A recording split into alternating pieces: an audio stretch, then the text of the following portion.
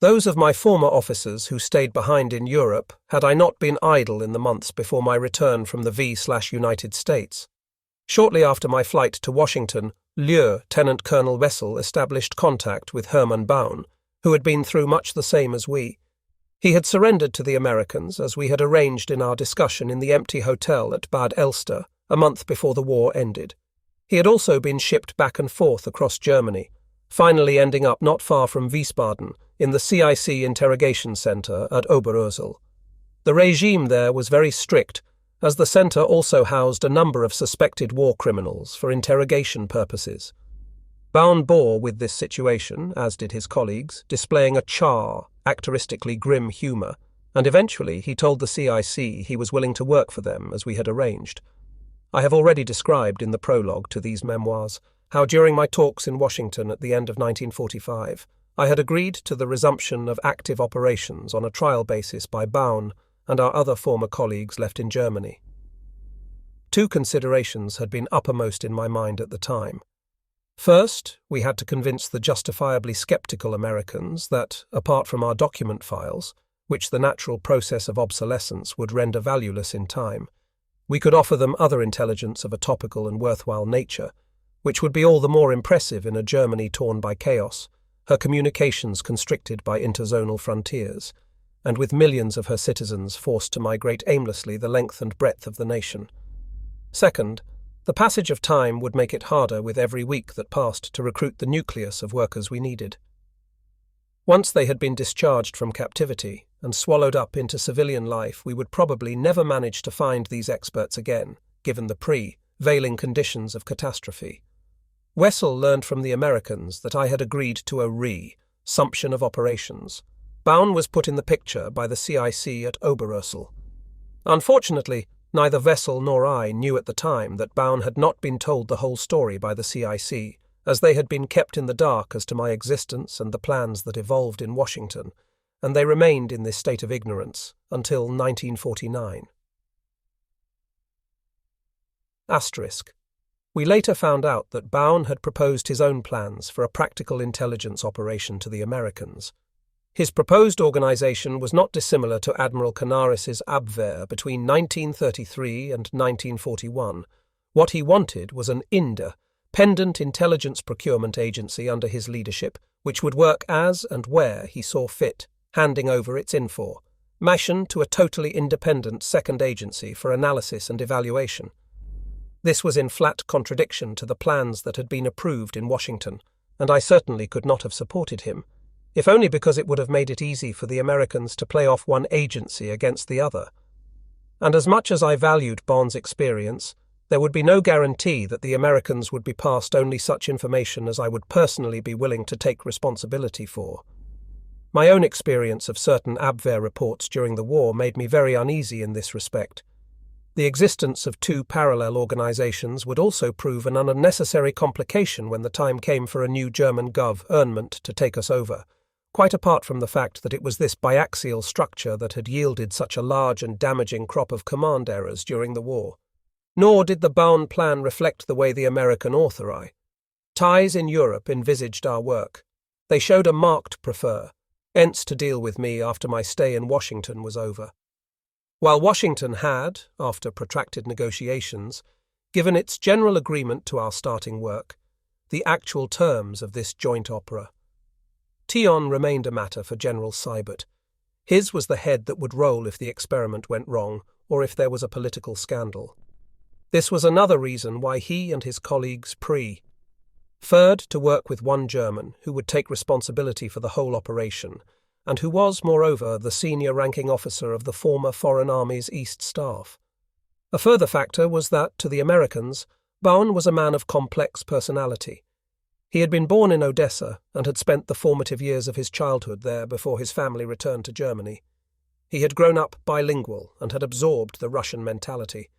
As with so many other foreign-born Germans who had spent years in Russia, there was something of the Russian soul in him, that emotional, sentimental and immeasurable something that distinguishes the Russians from other peoples.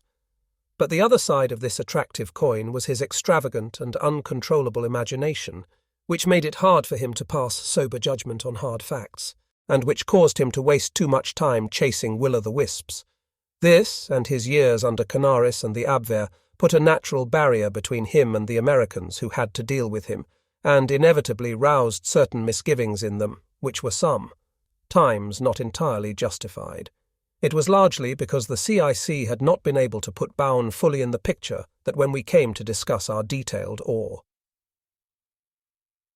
organization plans in August 1946, Baun was reluctant to subordinate himself wholeheartedly to me, even though the outline of our future joint effort with the American Army had been broadly mapped out by then. I was planning to put Baun in charge of my espionage section, and Wessel in charge of the analysis section. Had the proper degree of frankness been displayed to Baun by the Americans, it would doubtless have spared us much of the later unpleasantness that arose. Of course, it cannot be ruled out that the Americans may have considered it in their interests initially to have two irons in the fire, given the somewhat obscure situations at that time. And there were certainly some officers in US FET's G2 branch who were less enthusiastic about identifying themselves with the joint operation than Colonel Philp, Captain Boker, and Captain Waldman.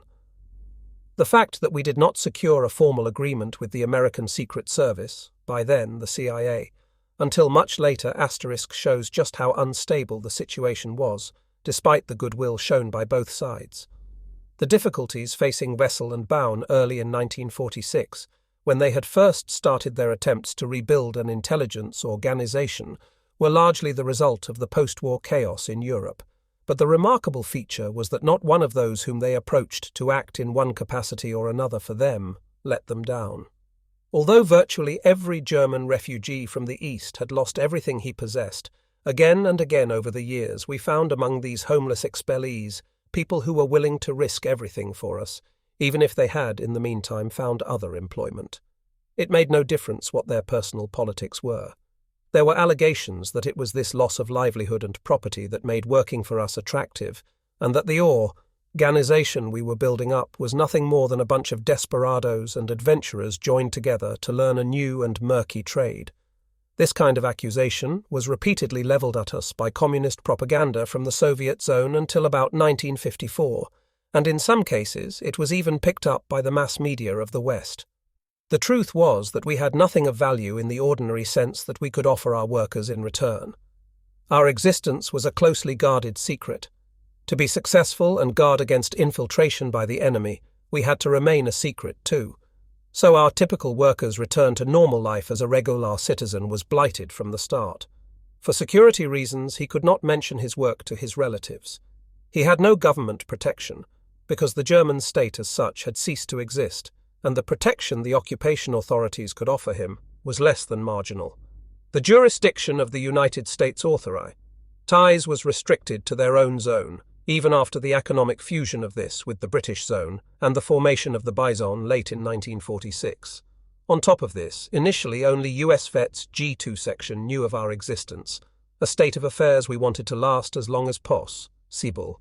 So for a long time our operatives were at the mercy of the ultra-suspicious organs of other American security agencies, particularly the ever-watchful CIC and the military police. Many are the songs we could sing on that score. The pay was meagre, my own salary being only about 1,200 marks a month in 1952. In the years before the West German currency reform of June 1948, our working capital was in the form of US dollars, at first sight well worth having, but in fact bound up with innumerable difficulties for us. For example, we were not allowed to cash dollars at banks in order to avoid having to answer awkward questions about where they came from. So we had to try and change them with the assistance of our American friends. Otherwise, we could not have obtained the German currency to keep the organization on its feet. In short, it took a lot of idealism after 6 years of war, captivity, expulsion, and the many other personal privations from which no German had been spared, for any man to agree to work for us. The first trial intelligence procurement operations had started early in April 1946, and the results had met with the Americans' approval. We were not able to awaken some of our agents in the Soviet Union, who had become dormant with the end of the war, and in fact, the original network was to play a smaller part in our rebirth than has been suggested in some publications. Baun made a start in that direction, but I felt it was better to concentrate on recruiting fresh agents while we could, as we could not be sure which of the old ones had been won over by the Russians. Those that we could trust were awakened by prearranged signals, but in the state of disorder existing in post-war Europe, it was Kompara. Tivoli easy for our people to be sent deep into the Soviet Union to establish personal contact. Of far greater value, however, were the files and indices we had maintained on the Russian military units. Meanwhile, after the July 1946 conference with General Seibert had resulted in the gentleman's agreement referred to above, espionage operations proper had begun. Our first meant was the creation of a small but efficient brain for the organization, followed by a somewhat larger operations staff to control the espionage work and a reliable analytical section. This vital spade work took up much of our time, eager though we all were to get started, since we lacked many of the things we needed. We had little space to work in, no technical equipment such as radio transmitters and receivers, and we urgently needed a larger staff. But we had lost contact with many of those who had been working on intelligence during the war. We also had to recruit enough clerical personnel for our purposes. But beginning again from scratch like this did have its advantages. It is far harder to take over a large existing organization and try to convert it and modernize it than to create one from nothing, benefiting from all the experience gained in the past. Wessel and I wanted only one thing: to form a nucleus for a single, future German intelligence service that would profit from all we had learned from the services we had witnessed or worked in during the war and pre-war years.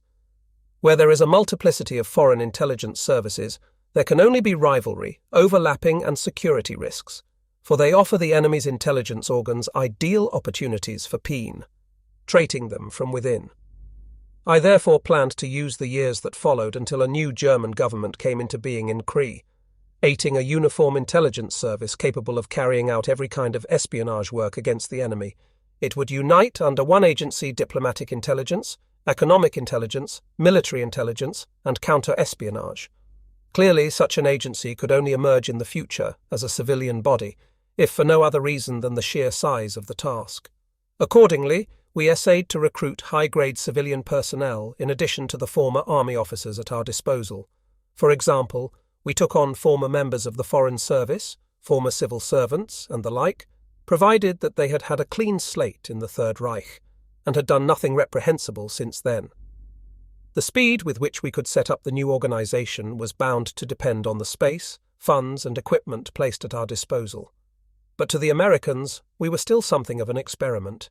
So improvisation and makeshift characterized the first trial runs of the Gehlen organization, as we soon came to be known to our friends. Despite this, we still had to show worthwhile intelligence results, if we could, to convince the Americans that there was a future in us. The original differences with Baun were settled, at least for the time being. In addition to getting him an efficient operations staff for his work on the intelligence procurement side, to speed up this inflow of reports, we had to find him accommodations near our organization's headquarters. We finally found room for him at an inn at Schmitten, 15 minutes by car from Oberursel, where we were. Our headquarters stayed in the Blue House cluster of buildings there. We initially accommodated our analytical section there too, but later on we removed it to Kranzberg Castle, where there was room for it to expand later on. We soon established good relations with the American liaison team, Colonel Dean and Captain Waldman. It was Waldman who bore most of the brunt of the cooperation with us. I have already emphasized how much we owed to him.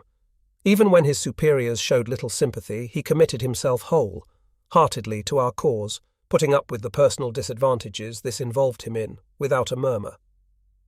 Colonel Dean was an outstanding active service officer who had distinguished himself in combat, but had had little to do with intelligence work for some time. A number of minor difficulties resulted from the colonel's lack of experience in intelligence affairs. When, for example, I tried to impress him with the need for us to obtain false identity cards, his first retort was an astonished, "That's against the law." It took some effort on my part to persuade him that it was not a true violation of the law, and that the use of fake identity cards is common practice in intelligence circles. After I had gradually succeeded in convincing him of certain other peculiarities of our trade, This trusty officer swung around to our side and threw the full weight of his personality behind us. Thus we gained a second mentor in addition to Waldman, and that is why I have always followed the later career of the colonel, who is now an influential general in the United States, with a particular sense of gratitude. More serious were the difficulties that arose during this period with Hermann Baun, whose concept of the organization remained very different from my own. He tended to regard our job purely from the intelligence procurement angle, and overlooked the political need to limit ourselves strictly to what we were capable of, and to what was desirable as well. Nonetheless, he attempted to carry out his own plans rather than mine, and this disinclination to accept the fact that I was in charge led to increasing friction. In April 1947, I therefore found it necessary to replace him as Chief of Intelligence Procurement, but since he had otherwise served me well, I put him in another responsible job. I did not elbow him out, as was subsequently claimed in various publications. His successor was Colonel Hans Dilberg, a loyal staff officer with great vision, particularly on the organizational side. He had picked up a lot of experience in a prominent position in intelligence procurement during the pre-war period, and later he had worked extensively in military intelligence as well. Under his expert management, our intelligence procurement advanced by leaps and bounds. It is difficult to describe the exceptional problems confronting us in 1947 and 1948, what is now the Federal Republic of West Gyr. Many was at that time occupied territory, partitioned into 3 zones, with all passenger and goods transport under strict Allied surveillance. Even on our own side of the demarcation lines, we had to operate under a cloak of conspiracy, which would scarcely have been possible without American aid. It was no rare occurrence for one of our workers to be seen acting suspiciously near the zonal border and to be arrested by the CIC or the British security forces. We then had to secure his release with the help of the American liaison team, but without disclosing his real job, no easy undertaking. Our officials setting out from Bavaria to our regional office, Ossenstell, in the American enclave at Bremerhaven in northern Germany, had to fill their cars with spare gas tanks, for if they ran out of gas on the way, they could expect no mercy from the British or French occupation authorities. Railroad connections were bad. Phone lines were indistinct and overloaded, and tapped by the Allies anyway. The economic situation was a catastrophe. But our organizer, Tion, was gradually expanding, and its mouths had to be fed. It did not help matters that our operational bases were distributed across the entire length and breadth of Western Germany, and had to be given realistic fronts as camouflage. Our workers were not able to give the authorities any information on their circumstances if they had to report in connection with personal affairs or family matters. Nor was it possible until our transfer to federal control in 1956 to register them in any state insurance program, as officially there was no employer, a headache that persisted for us long after we'd been transferred to the West German government. Every piece of our equipment, from typewriters to radio transmitters, had to be supplied by the US Army. Here, too, there was a great danger of our being exposed, with all the undesirable consequences that would imply, so we often had to put up with long delays. The problems facing us in establishing links by courier, post and telephone across the Iron Curtain were equally formidable. That we succeeded in solving all these problems seems a miracle to me even now. We restricted our investigations at first to purely military questions. This was inevitable, as we had rebuilt our organization on the existing foundations of the forward reconnaissance units, Frontaufklärungseinheiten, we had used on the Eastern Front. It soon became clear, however, that along with the growing estrangement between the former Allies, the Americans' interest in purely political problems increased. By the end of 1946, we were already keeping an eye on political trends behind the Iron Curtain. From that, it was a logical progression to embrace espionage on communist economic affairs and arms technology as well. In this latter field, which the orthodox American services had begun to watch only comparatively recently, we were able to communicate particularly important results to them. My own concept of a uniform intelligence service, which I had based on the experiences assembled by Group 2, that is, long-term appreciation studies, of foreign armies east during the war, was clearly right if these early results were anything to go by. In the autumn of 1947, we unfortunately lost both General Seibert and Colonel Dean. The latter was replaced by Colonel L., who with the best will in the world failed to see eye to eye with us and unwittingly jeopardized the entire joint operation. He was a good soldier. Even as a full colonel, he still regularly practiced para, shoot jumps, but he regarded his as a position of command, with authority over us Germans too, an attitude totally at variance with the gentleman's agreement I had concluded with Seibert. He knew only one military relationship. He gave the orders and we had to obey them. It was a creed he had practiced his entire military life. We were servants of the US Army, therefore we had to toe the line. His attitude caused a lot of friction. He was not the best of partners for myself, as head of an organization which had by then already expanded to a considerable size, employing several thousand men. I am sure he did his best to work in harmony with us, but the differences of opinion multiplied, and they began to affect our work. One achievement must be chalked up to this colonel, from the few months before he was moved to another position. By now, we were literally bursting our accommodations at the seams. He managed to secure for the organization a small estate at Pullach, a village some 5 miles south of Munich. At the time, it housed the Anglo-American Civil Censorship Division, but he had it moved out, and the Gehlen organization settled into this compound in December 1947. The 22 houses in the compound had originally been built as the Rudolf Hess estate and designed for use as a reserve head quarters for the War Department, in a tree-shaded setting on the banks of the Little Isar River. Although considerably expanded, the site still serves as the headquarters of the Federal Intelligence Service, ICE, BND, in Germany.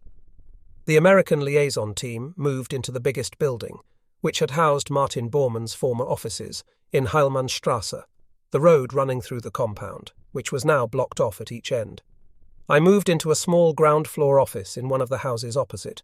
The camouflage drab painted on the roofs and walls was gradually removed, the buildings renovated, and the gardens put in order. The move to Pullach brought enormous relief to our cramped headquarters staff. For security reasons, we all brought our families to live within the Pullach compound as well. My own wife and children had been permitted to join me at Oberursel in July 1946, after my return from Washington. The presence of our families made it necessary in turn for the headquarters to become self-sufficient. We had our own school, our own kindergarten, and all the other things necessary for us to restrict to a minimum our contact with the outside world. The local village believed that the compound housed German civilian internees. The Americans were not enthusiastic about the need for our families to be brought within the compound, but the presence of several wives who were not tied down by small children, including several with academic degrees, resulted in an immediate and worthwhile addition to our labour force. The discipline of the German families living under overcrowded conditions within the compound was particularly commendable. In retrospect, the decision was undoubtedly correct, because our personnel were thus spared the burden of living apart from their families, in addition to the other deprivations that belonging to my organization involved. Of course, everyone was allowed complete freedom of movement and could leave the compound whenever he liked, but no one was allowed to make any contacts within a certain radius or to shop in the neighborhood. To destroy temptation at its root, we opened our own food store, which still serves the BND's tenants within the compound. The move took place at a time of a crisis of confidence within the organization. It had been caused by the fact that we were not always able to meet the needs of our personnel for better accommodations and to provide the equipment appropriate to the job, including vehicles, radios, and other technical equipment. The U.S. Army's provision of office equipment and the necessary funds for our continued existence also left much to be desired. An official budget had been negotiated with the American authorities, but again and again it proved quite inadequate. On all these matters there were lengthy and tedious negotiations, and for the most part I had to conduct them in person. It is difficult to give an adequate impression of the numerous trivial questions which had to be dealt with, matters that I frequently had to push through in what was almost unarmed combat. I see from my records that in 1948 alone I had to submit to the Americans no less than 4 long lists of urgent and explicit requests. Our field workers, of course, knew little or nothing of this constant fight on their behalf, so I could well understand their grumbling. The U.S. Army liaison team did what it could to satisfy our demands, but the army suffered from bureaucracy and insisted on our following the proper service channels. And since those channels led from Pullach to Frankfurt, and from Frankfurt to Washington, and all the way back again, the process was long and time-consuming. The disputes with Colonel L finally culminated in my flatly refusing to obey an order he issued in March 1948, since it would have cost the organization its hard-won independence. I told him bluntly that the management of the organization was my affair, and mine only, as had been laid down in the gentleman's agreement with Seibert, and that I would therefore accept no orders which directly interfered with the internal affairs of my organization. I might be prepared to accept recommendations, but I would not consider self-bound to accept them, I added, unless I felt they would serve the mutual interests of Germany and the United States. At this, he withdrew his order. This episode and other similar instances of a lack of intelligence-mindedness in Colonel L finally obliged me, for all my respect for this soldierly and distinguished officer, to ask for his replacement by an officer better versed in our affairs. The negotia. Tions were not particularly easy, since the American authorities were at first inclined, however much they agreed with me, to put their prestige into the scales on the colonel's behalf. But they finally recalled him in August 1948. He was replaced in December of the same year by Colonel Philp. The change occurred at a particularly fortunate time, for the following 8 months were to see my organization laboring under great strains. These were primarily the result of the currency reform in West Germany, but there appear to have been certain domestic budgetary difficulties for the Americans as well. Philp reconciled the two positions and kept the collaboration going more than once, setting a great example of how much depends on one trustworthy and reliable personality if different nations are to cooperate in intelligence work. The proof that the Americans valued our work highly was that they came to us with more and more missions to fulfill. This meant we had to recruit more and more workers, and this in turn brought us a number of organizational headaches. My own position was that for an organization like ours to start producing results virtually from the first day, we would have to make do with a minimum of red tape. The lack of funds forced this on us too. What money we had was there to produce results, not to finance a large and extravagant superstructure. There was always the risk that such a body would tend to follow Parkinson's law and finally become an end in itself. This was a tendency which I was determined to defeat from the start. In any case, even by 1948, there could be no certainty that the organization was a permanent fixture, and for this reason, too, I felt I had to keep the number of permanent employees as small as possible. Also, the smaller the superstructure, the easier it would be to keep under surveillance, and the greater would be our chance of detecting leaks rapidly. In intelligence, the most delicate leadership problems are always those posed by the procurement sector. The old and well-tried military code that orders have to be obeyed has little pertinence in the field of intelligence procurement. The agents, in particular, and their immediate superiors, the last links in the chain, at the extreme periphery of the organization, must often act independently. Frequently, they alone are in a position to judge whether and in what manner an assignment can be accomplished. The same goes for the intermediate links as well, for they are often called on to make snap decisions involving a high degree of responsibility and initiative. So, in general, assignments have to be issued in the shape of broad directives, and it then boils down to a question of mutual trust whether one link in the chain can rely on the next to act in the appropriate manner. In addition to political insight and a talent for organization, the head of the procurement section should have an ability to improvise, which enables him to seize sudden opportunities or overcome unexpected obstacles.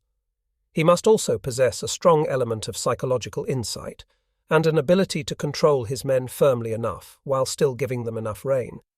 One seldom finds among one's colleagues anyone even approaching this ideal. The proper solution is therefore to try for a constant upward flow of officers and for regular personnel changes at intervals of about 2 to 6 years. Dilberg was the first of my senior colleagues to whom I applied this maxim. I replaced him as chief of the procurement section after about a year.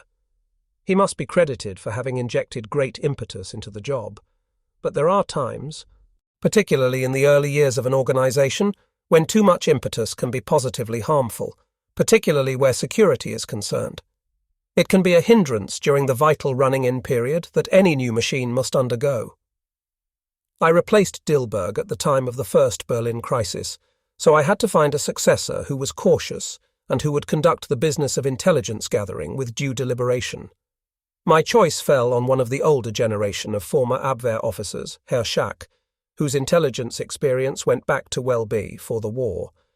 He was just my type of man, exceptionally thorough and deliberate, the kind who reached decisions, whether on security affairs or on matters of command, only after he had inspected every possible angle. Even so, I recognized that Schack could not fill the post forever. I left Schack in control of procurement for a reeler. Tivoli long time. He did good work, and this deserves to be underlined because he was already well on in years when he accepted the job. Strange though it may seem, this was a time when we feared the Allied fiscal authorities more than the long arm of Soviet counter-espionage agencies. The June 1948 German currency reform brought us particularly severe monetary problems. During the reign of the Reichsmark, our budget had been solidly based on our dollar allocation, a currency of real value on which we could depend. But although the disappearance of the dollar and the post-war bartering of cigarettes and other commodities was a blessing for the national economy, it was a disaster for the Gehlen organization. Forthwith, our allowance was paid to us in the new Deutschmarks. Our overall American allowance was cut back anyway, and coupled with the artificial rate of exchange we were given, $1 to 3 marks, versus the official rate of $1 to 4.20 marks, we were suddenly receiving 70% less than before. To add insult to injury, the Deutschmark was for a long time regarded with hesitancy by the public, and its value sagged markedly. The outcome was that for months our organization did not have enough funds to make ends meet. We could only have met even our most urgent commitments if the Americans had increased their subsidy by at least 50 or 100%. And even this would have left a serious gap to be plugged. It was a bitter experience after so many years of work.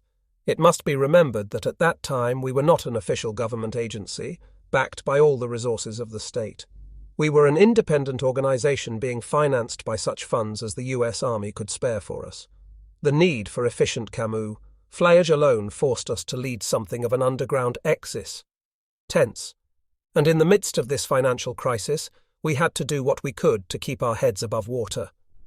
I set up a special section for raising the funds we needed to continue.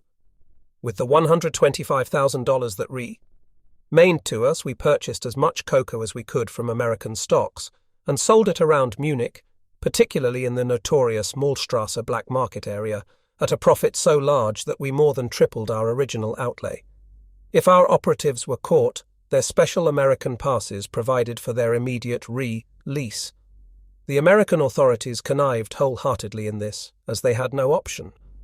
But the general shortage of funds was so crippling that other field units frequently had to discontinue important sources they had built up, or agent leaders were forced to take new commitments upon themselves, underwriting costs out of their own pockets in the dim hope that everything would somehow turn out all right. Of course, it was hard to make them understand how it was that the wealthy United States was suddenly unable to part with more money for us. But the negotiations on this problem were taking time because the domestic currency reform in Germany had taken the American authorities we worked with as much by surprise as us, and no kind of advance planning had been possible. On the other hand, the German public's willingness to help was very great in 1948. We received much financial assistance at Pullach from wealthy industrial circles, partly in the shape of loans and partly in the form of valuable goods. And in due course I established under General Horst von Mellenthin * a special connections section, whose responsibility it was to maintain touch with government and industry. Unfortunately, West German industry was reluctant to go beyond purely financial assistance. When we suggested to certain firms with major contracts behind the Iron Curtain that they employ key members of our organization to provide them with a legitimate almost all refused. Above all, it was the individual people who came forward, people who owned little or nothing themselves but were fired by a great and idealistic desire to help. I was often deeply moved by the positive disposition toward us that we encountered everywhere at that time, an era which is usually characterized today as one in which only material considerations were of any consequence. It was the little things that showed how closely the public identified themselves with our cause. To a man, the villagers supported me when I moved with my family to my present house near Starnberg, after they gradually learned who I really was. They regularly misdirected strangers who inquired the way to my secluded villa, and when one car driver asked a local druggist, within minutes he had telephoned to warn me of the stranger. When we did our shopping in the town of Starnberg, I was cordially addressed as Herr Galen by the shopkeepers, but only if there were no strangers in the shop. Only one thing could rescue us from our chronic financial crisis: the rapid transfer of the Galen organization from U.S. Army control to the Special Coordinating Agency the U.S. government had set up in 1947, the Central Intelligence Agency. We confidently expected the CIA to have a much broader horizon in consequence of its global assignment to collect and collate political, economic, and military intelligence. It would surely recognize the possibilities inherent in close German-American collaboration over intelligence work, and it would have a realistic idea of how much this kind of operation costs. From as early as November 1948, therefore, we were involved in negotiations with the CIA's representatives. Their first job, obviously, was to find out as much as they could about the kind of work my organization was performing. This took some time, to our increasing embarrassment, for by now we were in the jaws of an increasingly uncomfortable dilemma. By February 1949, our financial position had become so acute that I found myself obliged to warn the U.S. Army liaison officer attached to us that if the crisis persisted much longer, I would have to prune the organization I had built up, and this would inevitably lead to a reduction in our efficiency. Soon afterward, I repeated this position in a letter to the G2 at SHAPE. I went so far as to offer my resignation, and recommended that in view of the imbalance between the modest means placed at our disposal and the tasks we were expected to perform, the Galen organization should be disbanded. This cannot have fallen on deaf ears, for only shortly before this time, our Operation Bohemia had succeeded in penetrating and smashing the entire Czech spy network operating in West Germany. Our Esslingen office had persuaded 2 Czech intelligence officers to defect, and they had driven across the border in 2 cars loaded with a mass of files and details on the Czech networks, enabling the American authorities to move in and destroy them without trace. At this time, a very accommodating Department of the Army colonel happened to be visiting us. He at once recognized what the problem was, but explained that the American defense budget as a whole was in some difficulty as a result of the Berlin crisis. It was the period of the costly Berlin airlift forced on the Western powers by the Soviet blockade. He entreated me not, on any account, to disband or cut back our organization, as we were doing such valuable work for the Americans. He gave his word that something would be done to help us, so the goodwill of the American allies was without doubt as fervent as ever. The real cause of the crisis was red tape, a phenomenon with which we in Germany were only too familiar. An intelligence service is a highly sensitive instrument. The moment there is any kind of upset at the top, the tremors are sensed by every link all the way down the chain, even if the actual details do not become known lower down. The effect of the 5-month financial crisis I have described was to increase the general uncertainty in which our organization had to operate. It was not until the late spring of 1949 that our talks with the CIA finally reached a positive outcome. The terms were formally settled in English on May 13th and in German on the 23rd, in a new gentleman's agreement that this time was put in writing. On July 1st, the beginning of the new American fiscal year, the CIA took over responsibility for us. But even then our difficulties were not really over, for the cracks could not be papered over as easily as that. The CIA appointed a liaison staff to replace that of the U.S. Army. Civilian clothes now took the place of the familiar American Army uniforms. The CIA liaison staff chief, Colonel M., turned out to be a particularly straightforward and forceful personality. There were some initial snags before mutual confidence was established, but after that the colonel did all he could to keep things moving and to help us. Even so, our financial problems continued to dog us for many months. We resolved to make a virtue of necessity and start a long-term shake-up in the organization to refine it to the F-18th degree. Fortunately, the experienced CIA men were less interested in getting immediate results than in building up a really worthwhile and efficient organization. My admiration for the individuals on that early CIA liaison staff is boundless. They recognized that their own parent organization was considerably younger than ours, and clearly regarded their job as being to learn as much from us as they could. There is not one member of that CIA liaison team who has not now reached a high position within that agency. We began the rationalization process late in the summer of 1949. It yielded a crop of problems which were all interrelated in one way or another. First, we had to take steps to adapt the organization to its reduced circumstances without any loss of FI sciency. Second, the organization had to be restructured to conform by and large with the regular procedural and administrative ODS of the CIA. And third, we had to start preparing for a policy meeting with the new West German government, which had been founded in September. If the government agreed to take over our organization as a nucleus for a foreign intelligence service of its own, as we hoped, then our administration would have to conform with German standards too. Throughout this period, Colonel M positively radiated confidence and reliability. In harmony with his proposals, we streamlined the organization until by October 1949, we could show that we were putting our funds to better use than ever before. We merged offices, scrutinized every salaried position, and shortened the links in our communications and courier networks. At the same time, we remodeled our administration along the lines of the German government agencies, insofar as we could without conflicting with the usages of the CIA. An intelligence service cannot always be run with the same procedures adopted for other government agencies. Most government agencies have a purely administrative function, but the prime task of an intelligence agency is procuring and evaluating information. The administrative, technical, and financial aspects of the agency are of less moment. Experience shows that excess red tape inevitably impairs the efficiency of secret services, as well as of armed forces, and finally suffocates them altogether.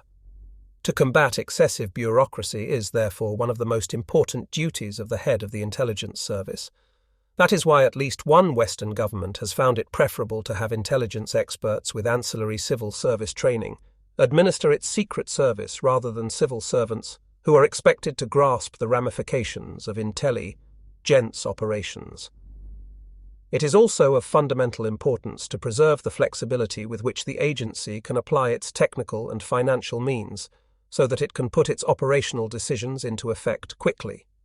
Governments are therefore faced in principle with two alternatives. Either they can force their intelligence agency into the straitjacket of the existing civil service regulations, or they can make an exception for it. In the former case, while the organizational pattern so fervently desired by civil service authorities will have been achieved, there will be a significant reduction in the agency's effectiveness. In the latter case, the vital mobility of the intelligence service will be enhanced without any consequent loss of control over the application of public funds. Every major country has opted for the second alternative. So did all West German governments up to the time the Socialist Coalition was formed in Bonn late in 1969. I will return to this problem below. Without going into tedious detail here, it will suffice if I say that the Gehlen organization adopted the same financial practices as those that the earlier Abwehr had established with the approval of the Reich Audit Office. We kept detailed accounts of all personnel and capital expenditure, just as any other government department would. But the minutiae of intelligence service costs were represented by one lump sum, for which our operational leaders had to account internally in detail. These secret accounts were scrutinized by special inspectors who reported only to the head of the organization. With minor modifications, this procedure was also approved by the Federal Audit Office in Bonn when we were later transferred to the Federal Service. Life was not a bed of roses with the CIA at first. Their bureaucratic attitude toward the financing of our organization, and in particular their project system, resulted in our shelving major operational plans for long periods, since the question of whether or not we would be provided with funds for them could only be decided at CIA headquarters in Washington. The essence of the project system was that the probable outcome of every operation and its requirements in time, manpower, and money had to be submitted for clearance in advance. By the time clearance arrived at Pulloch from Washington, the whole plan was usually long out of date. Our Abwehr experience led us to prefer a system whereby the operational decisions and the allocation of resources were left to our upper command echelons alone. These would be given triennial funds of their own and general guidelines and directives, except for instances where I reserved the right to make final scions myself. These infuriating and repeated delays, along with further friction connected with our transfer from the US Army to the CIA, resulted in yet another crisis of confidence within our organization. The mood is well illustrated by a letter I received from one of my outpost leaders, Ritter, in October 1949. I want to inform you personally of the situation in my unit. The whole political and economic situation, the attitude of the Allies over the devaluation of the Deutschmark, the impotence and pitiful plight of our present government and of Germany in general can hardly be said to give us much enthusiasm for our work. On top of this, there is the very real uncertainty about the organization's final relationship to the present government. Will the organization be German or an all-American affair? We can be excused for beginning to suspect that the latter will be the case, since our friends are insisting on more and more information on what we are doing, in more and more detail, down to the very lowest levels. Or is this just a false impression created by the tendency of those who have survived the Chistka asterisk to give themselves a raison d'être by stepping up the paper war and reeling out more red tape? It may well be that the provision of funds, fees, rewards for information and subsistence payments have been covered until January 1st, 1950, but the fact is that they are neither so generous as to be enough to work properly with, nor so adequate that we can put our pens down with a clear science and do nothing, because nobody knows for how long or at what rate these funds will continue to flow to us, and this makes any kind of proper planning utterly impossible. If I could be sure that this financing would remain at this level for the time being, I would cut my unit by a third or a half so as to be able to pay those that are left a better rate, and be able to ask more of them in consequence. I never did think much of this idea of financing the ECTs and getting advance clearance for them from Washington. Tun and I have put up as few projects as possible myself. Unfortunately, my fears that at least 3 months would pass before the projects were approved has proved only too true. Indeed, the reality is far worse. 5 months have elapsed since I submitted my first plans, and not one has yet been approved. Meanwhile, most of the men we earmarked for the projects have gone sour or lost confidence in us. Too lately, these were our best people who took the missions seriously. Those that are left are the ones who took things less seriously and who have no sense of urgency. A further factor is that these operations were mostly planned on the assumption that they would be put into effect in summer or in autumn at the latest. The men stipulated these conditions themselves. After all, there is some difference between undertaking an assignment in the east in summer and in winter. Even if these projects are given immediate clearance, by the time we have given the men a refresher course, it will be winter, and more than one will then have second thoughts. The result of all this is that our American friends could hardly get a worse impression of us. Because of the many projects we submitted, perhaps only a vanishingly small percentage will ever be carried out. I intend to make this point to Mr. St. as well when he visits me on October 21st with Herr W. The main thing is that I want to avoid any suspicion that I only submitted those projects to fleece our friends of their money. Given the prevailing situation in our organization, I am coming around to the view that it would be better to get out now, while the going is good. But as my own unit has been built up on the basis of personal trust alone, I would prefer not to go until I can be sure that those of my colleagues who still wish to carry on with their work will be in good hands. This is a crisis of confidence which extends far further up the organization than the earlier ones. It is, of course, impossible to conceal completely one's own sense of insecurity in one's dealings with one's colleagues, and often one does not wish to anyway, because it would be doing a disservice to people who put their trust in me. I am putting the position bluntly to you, just as it is, and I am not wearing my heart on my sleeve in any way. The letter is for your eyes only, and I will leave it to you today. Decide how best to use it. This letter painted the situation in much the same colours as I had already heard it described by other members of the Organizer. Taiwan. I had a private talk with Ritter, informed him of the difficulties I was having with our American friends, and warned him they would certainly last for some time yet. Unfortunately, he was not happy with the assurances I gave him, and he resigned from the organization some time later. I deeply regretted the loss of this experienced and likable intelligence officer. His letter and subsequent resignation were not without effect on our American partners. Colonel M intensified his efforts on our behalf and began an intensive investigation of various ways to make our position easier. A month before this letter, on September 12, 1949, Dr. Konrad Adenauer had formed the first post-war government in West Gare. Many and Germany was once again able to act as a state, as a nation of independent substance. This was of more than academic interest to us at Pullach, in line with the agreement we had concluded with the Americans 3 years before. It was now time for us to start thinking in terms of approaching the new German government, even though its absolute sovereignty was still to be recognized. We were under an obligation to inform the government of our existence, if nothing else, particularly since the gentlemen's agreement stipulated that a reconstituted German government should have the right to decide on our future. As early as mid-August 1949, on the day of the first elections for the federal parliament, I briefed a certain Bavarian minister, whom I assumed would have good contacts on our work with the coming German government.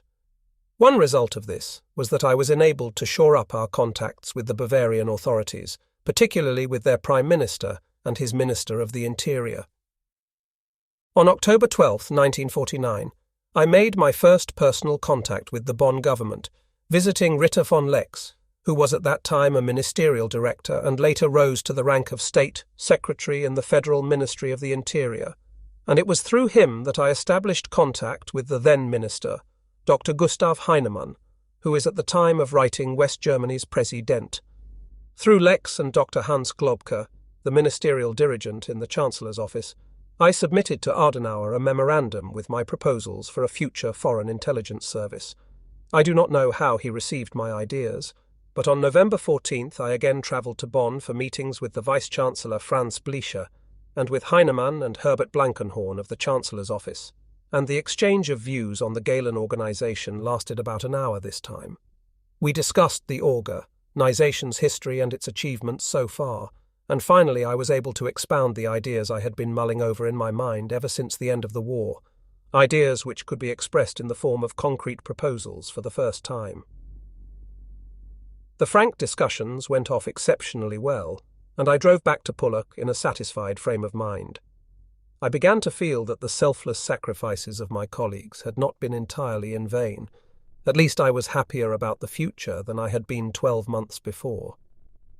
The German government had begun to take an interest in us. Discreet though my approaches to Bonn had been, however, they aroused misgivings in our American partners. Colonel M went so far as to forbid me to have anything further to do with the German government officials.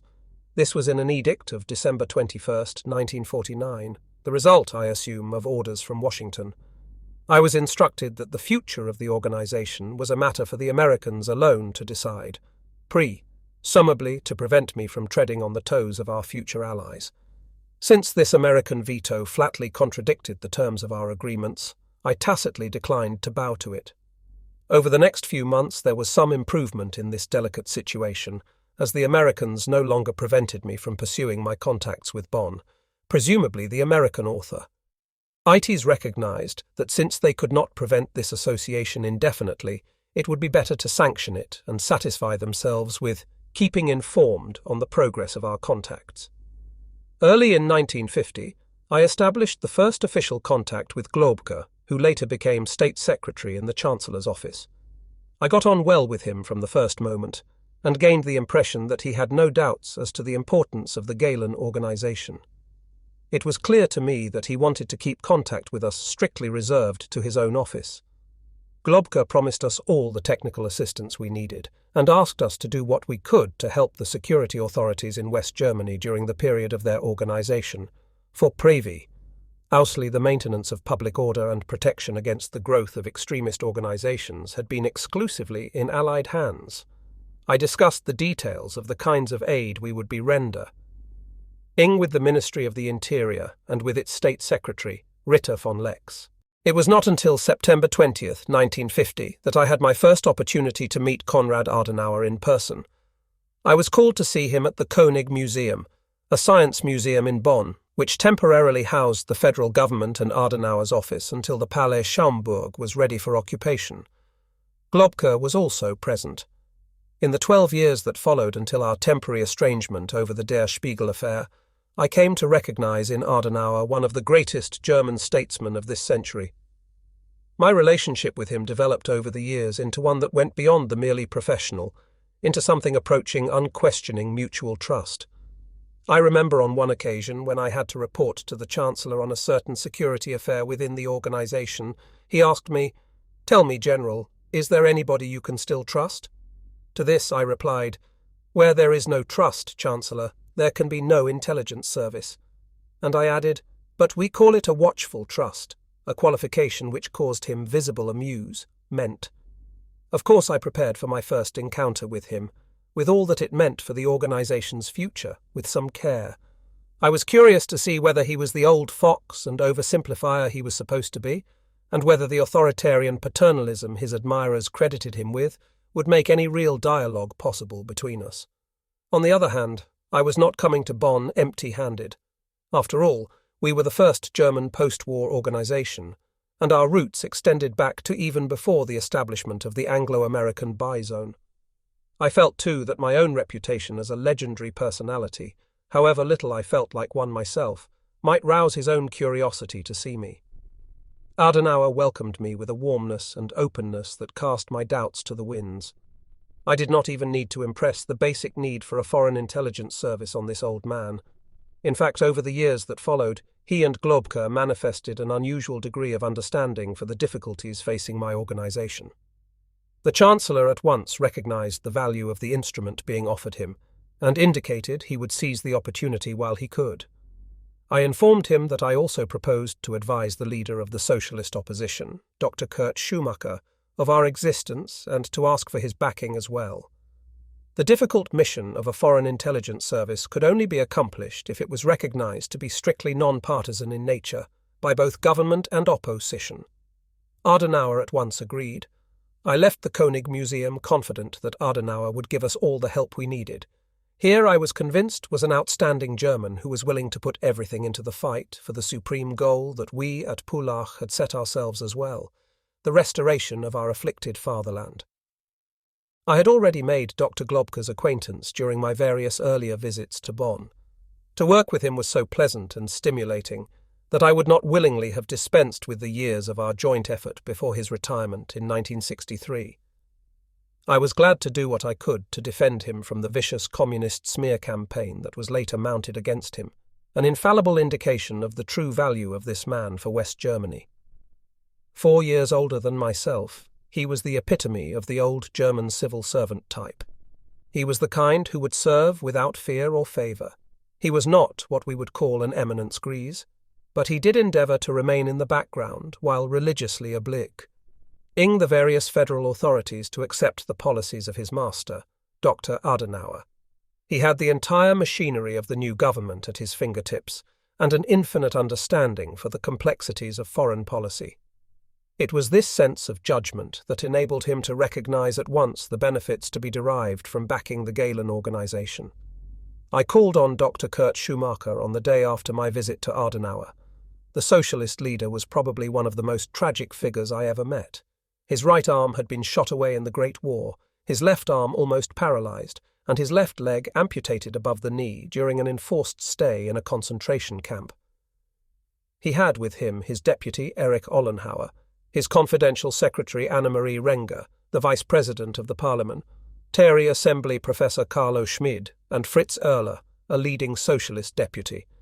Schumacher wholeheartedly identified himself with Adenauer on the principle that ours must remain a non-partisan organization.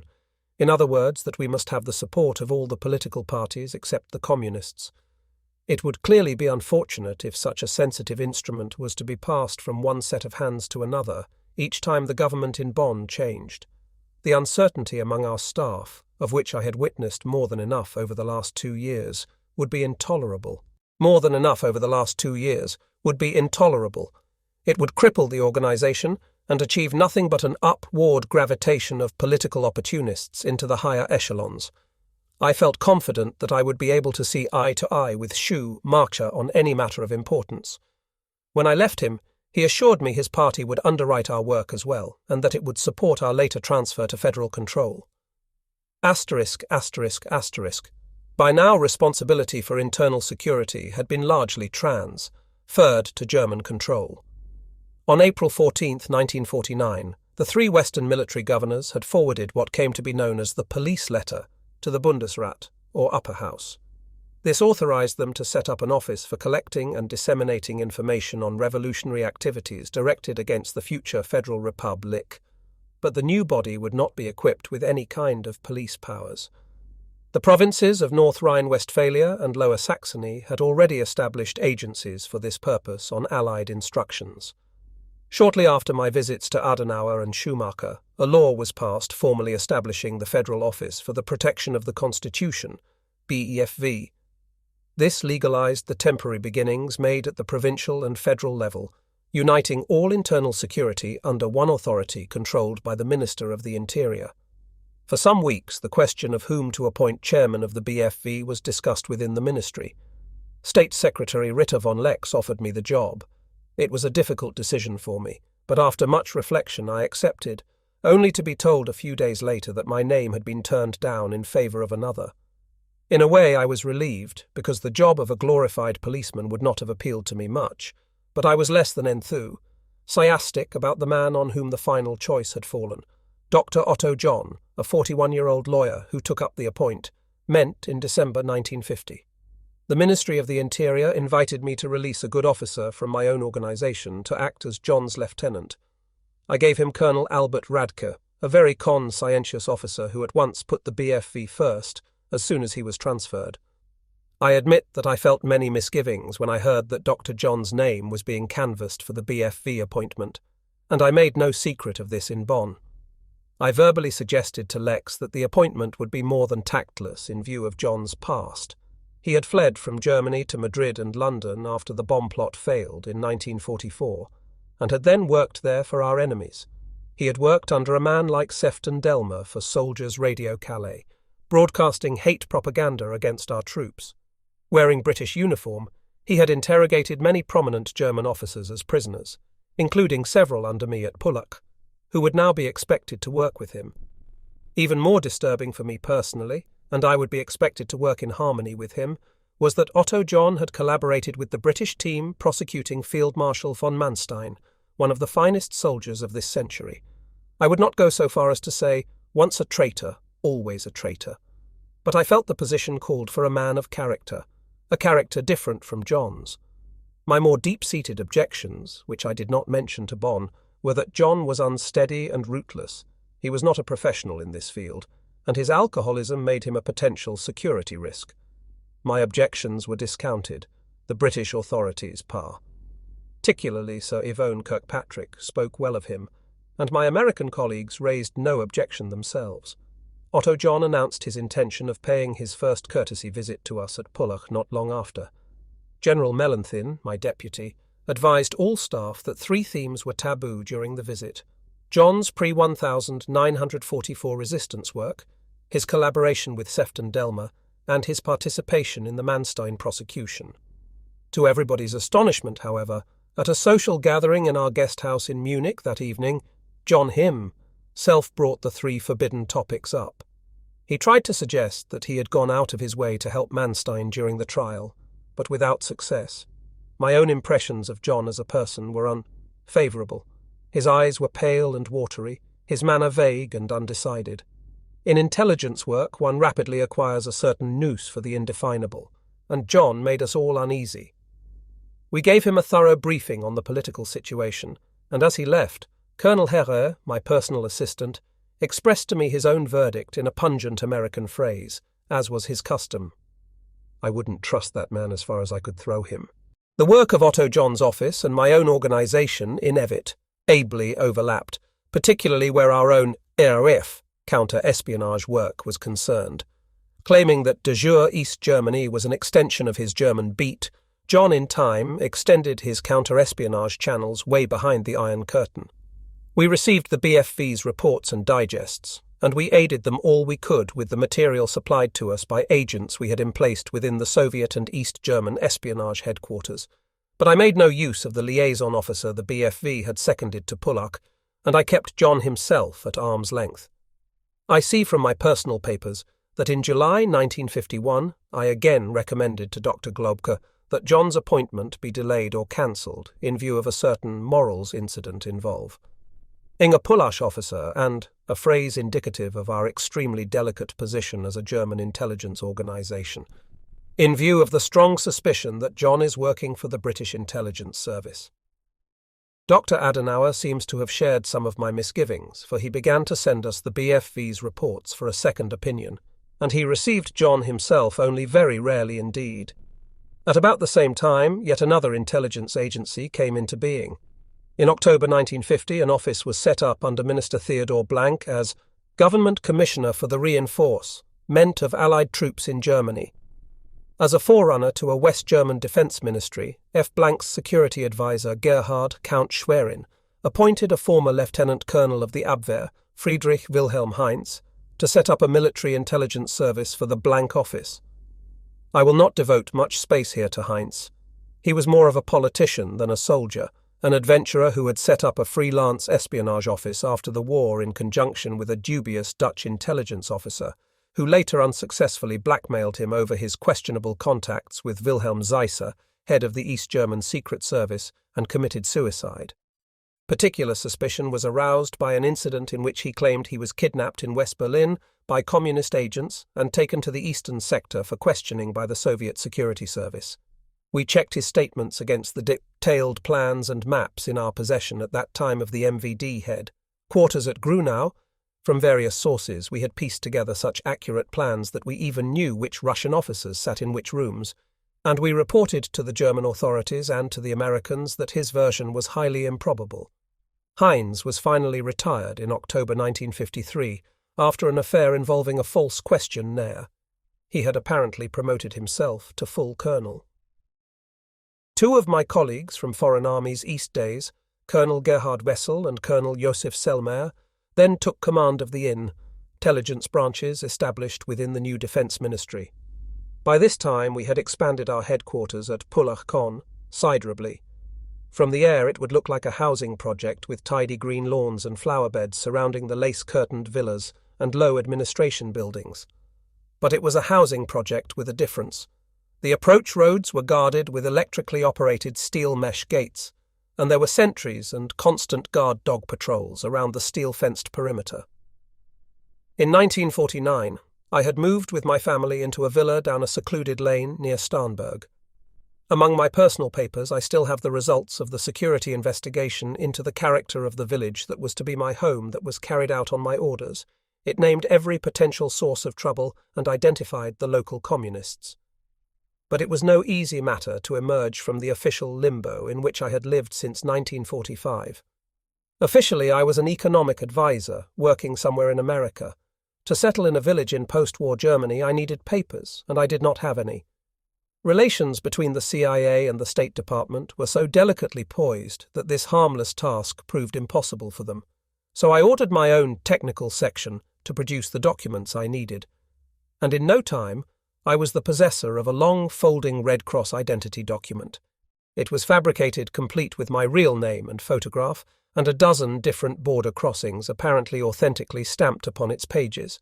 The visa stamps were the hardest to obtain, but eventually these too were affixed and cancelled.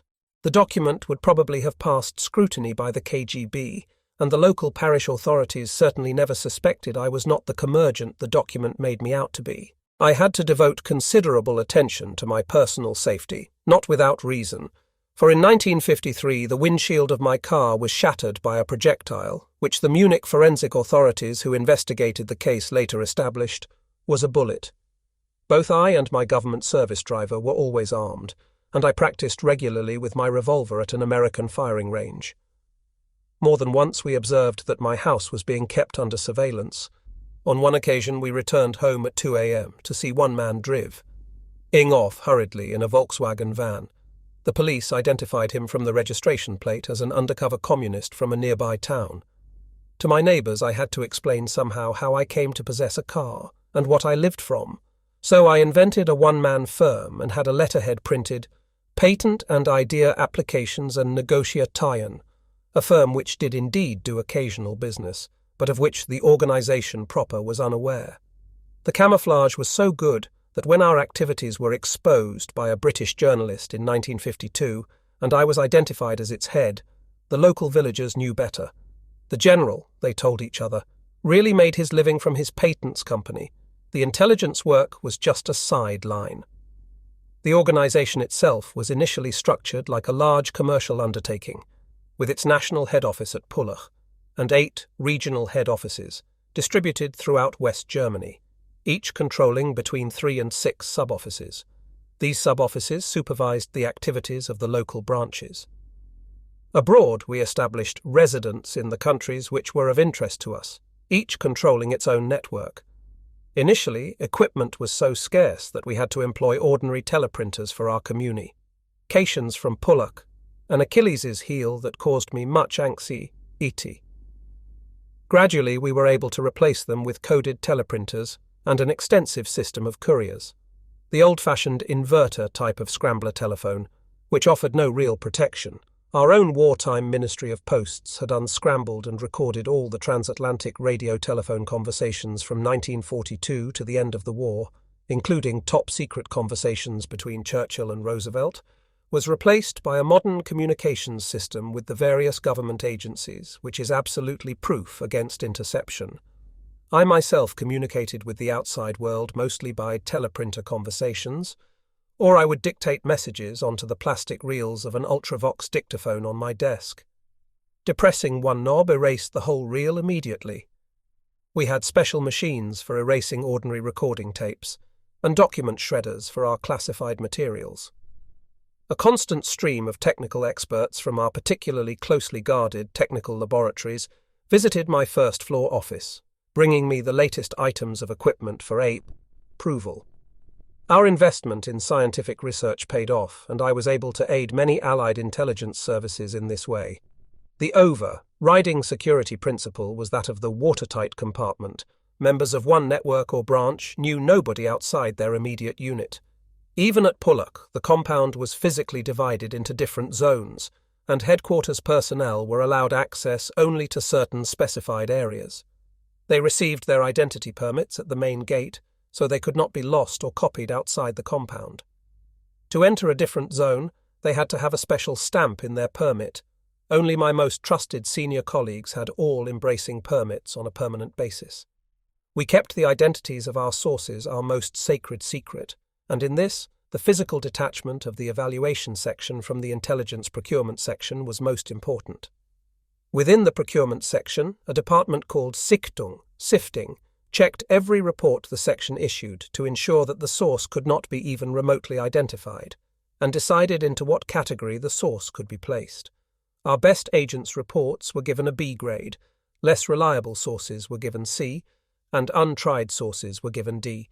Grades were reserved for original documents of whose authenticity there could be no doubt, and which the Federal Chancellor had an automatic right to see.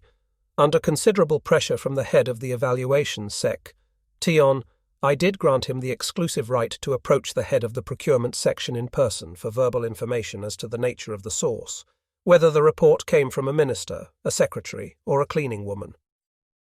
If it came from a regular source of reports, the source's code name would be attached to the report on a slip of paper for the attention of the head of the evaluation section alone. His section would then decide the probability that the report was true on the basis of other material at its disposal, and a code number to that effect would be added to the grade letter. It was the evaluation section which had to decide whether an apparently genuine report was being deliberately fed to us by the enemy. The evaluators gradually developed a nose for this, and in this way we were usually able to detect disaster approaching a particular network a long time in advance, and flash a warning to its members to go underground. We had a particularly brilliant source advisor, whom we dubbed Der Quellenpapst, the Pope of the Sources. He had long been an assistant of Baun, and he carried out the same remarkable task at Pullach from 1946 until quite recently, comparing the reports with other sources and with other reports from the same source, and asking himself the all-important question: how could this source come into possession of information like that? It was the kind of job that no electronic computer will ever be able to do, and the Americans showed particular appreciation of his work. Very few of my staff knew me personally, and if they did deal with me, they frequently did not know who I was. To encourage security-mindedness, I allowed my staff to address each other only by their code names, and these are secret even now.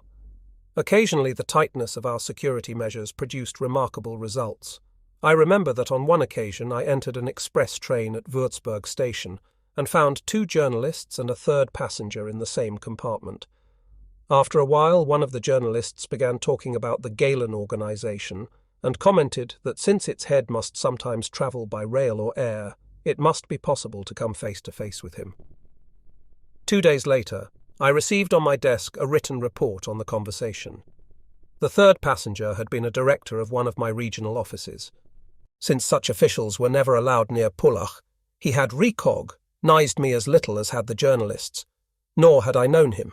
The first phase of the Korean War was fought parallel with these developments in Germany. The war began with a severe reverse for the Americans, and it was only the outstanding leadership of General MacArthur that enabled them to recover their balance after an almost impossible start, in an operation of classic strategy. Just as had the Berlin crisis preceding it, even this remote Korean conflict led to a considerable increase in the demands made on the American and our own intelligence services. Our efficiency remained unimpaired by the internal changes that were made in anticipation of our eventual transfer to federal control. After meeting Adenauer, I had advised the American liaison team that in the future I intended to keep both him and the leader of the opposition up to date on the Gehlen organization by means of regular oral reports to them, and that any information we collected which had a bearing on the internal security of the Federal Republic we would pass on to Dr. Otto John's new office. I went over the technical details of this with John and his superior, State Secretary Terry von Lex, on December 13, 1950. On the day before, Dr. Globke had confirmed to me that the federal government intended to take us over as soon as its sovereignty was restored, and it had the necessary funds. The financial aspect was the real bugbear still. Perhaps Bonn was hoping that the Americans, who had so far been the main beneficiaries of our work, would continue to bear part of the financial burden for some time to come. My own view was that with our transfer to federal responsibility, United States financial aid should be discontinued, so that there should be no question as to where our loyalties lay. This was one of the several reasons for the delay in our final transfer until 1956. From the end of 1950 onward, I paid briefing calls on Dr. Globke at the Chancellor's office every 1 or 2 weeks in Bonn. We were de facto serving 2 masters now, one in Washington, the other in Bonn. We set up a special office at Pullach to process and forward any reports of particular importance and interest to the German government. And in addition, on February 6, 1951, we opened a liaison office at Oberpleis near Bonn to establish and maintain contact with the various federal agencies with whom we had to work: the Chancellor's office, the Foreign Ministry, the Defense Ministry, the Ministry of the Interior, the Finance Ministry, and the BFV. As a first step toward the federal takeover, I had ordered that as of January 1, 1950, our accounting system was to be modelled on the practices adopted by the Abwehr. Until that date, we had followed the American system of double bookkeeping. All non-secret costs were now accounted for down to the last pfennig, in strict accordance with the old Reich and now federal regulations. It would burden the reader too much were I to list the various stages of negotiations between Bonn and Pullach, which paved the way for our transfer to federal control. Globke, who showed particular sympathy for my insistence that the organization be given a free hand and not be throttled by red tape, visited our Pullach head quarters for the first time on May 7, 1951. We showed him the individual sections at work, and he was able to form a clear idea of our structure and the kind of staff we employed. On July 12th, there was a further meeting of Schumacher and Ollenhauer with Carlo Schmid, attended this time by the generals Heusinger and Speidel, who were military advisers in the blank office and were later to take up key positions in the West German armed forces. The principal object of that meeting was to discuss how the organization would operate in such a way as not to conflict with Germany's defense interests. Two senior civil servants from the Chancellor's office, Gumbel and Grau, were particularly frequent visitors to us from 1952 onward. One outcome of these visits and the discussions my colleagues and I attended in Bonn was that on May 16th, and again 3 months later, I was able to submit to Adenauer papers on the duties and organization of my agency, on the procedure to be employed during our takeover by the government, and on the various other procedural questions that would arise in the course of the reorganization. They contained roughly the following proposals for the period of transfer. 1. The question of a future Federal Intelligence Service would have to be aired with representatives of the main political parties. 2. As soon as the German Treaty * came into force, General Gehlen and a small staff should be transferred to the Government as the Office of the Federal Intelligence Service, charged with establishing a Federal Intelligence Service from the existing organization and from other agencies and other suitable people, in accordance with directives issued by the Federal Chancellor's Office. 3. At the same time as the Office of the Federal Intelligence Service was set up, special sections should be set up within each ministry concerned to assist in our organization's smooth transfer to government control. 4. The transfer of the Gehlen organization into the Federal Intelligence Service should proceed in such a manner that the flow of intelligence work would continue unimpeded, and the continuity of reporting would not be impaired. 5. Simultaneously, any other suitable groups should be merged into ours, and their work taken over by us. As time passed, of course, these proposals underwent constant modification and refinement until the German treaty signed in May 1952 finally came into force 3 years later. But these were the general bases on which we worked. It may have caught the reader's attention that I referred to the need to merge other suitable groups into our organization. In this connection, Bonn and I were referring not to the BFV offices at either federal or provincial level, so much as to the small, German-staffed intelligence agencies created and financed by the Western Allies on German soil. When the time for our transfer came, we were duly offered a strange assortment of such agencies, but with the exception of an usually good group of economic intelligence analysts operated by the British in northern Germany, I did not consider it expedient to accept responsibility for any of these groups. With the treaty signed, we now began to think in terms of transferring the Gehlen organization to government control. Ning on April 1, 1953.